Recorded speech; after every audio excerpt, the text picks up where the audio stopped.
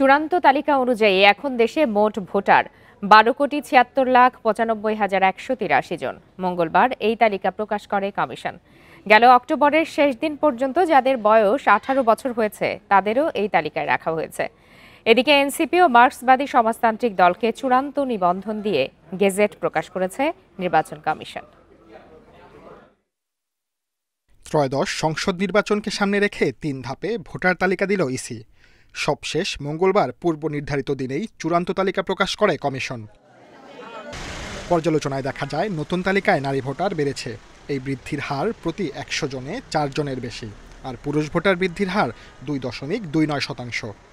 31শে October পর্যন্ত যাদের বয়স 18 বছর হয়েছে তাদেরকে অন্তর্ভুক্ত করে একটা ভোটার তালিকা করা হয়েছে, যেটাতে ইনশাল্লাহ আমরা সামনের দিনগুলো নিয়ে এগিয়ে যাব।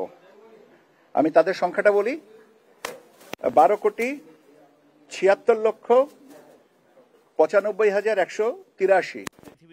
এদিকে এনসিপি ও মার্ক্সবাদী বাংলাদেশ সমাজতান্ত্রিক দলকে চূড়ান্ত নিবন্ধন দিয়ে গ্যাজেট প্রকাশ করেছে কমিশন।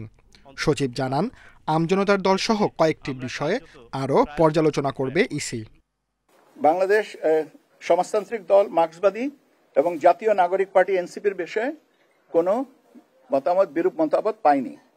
সেজন্য কমিশন সিদ্ধান্ত নিয়েছে যে দুটোকে নিবন্ধন এ পর্যায়ে দেওয়া হবে, আর বাংলাদেশ আমজনগণ পার্টির বিষয়ে যে আপত্তিগুলো এসছে সেগুলো পর্যালোচনা করে পরবর্তীতে সিদ্ধান্ত দেওয়া হবে।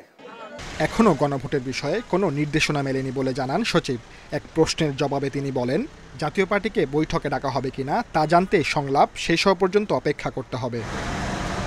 Sajjad Hossain, independent news, Dhaka.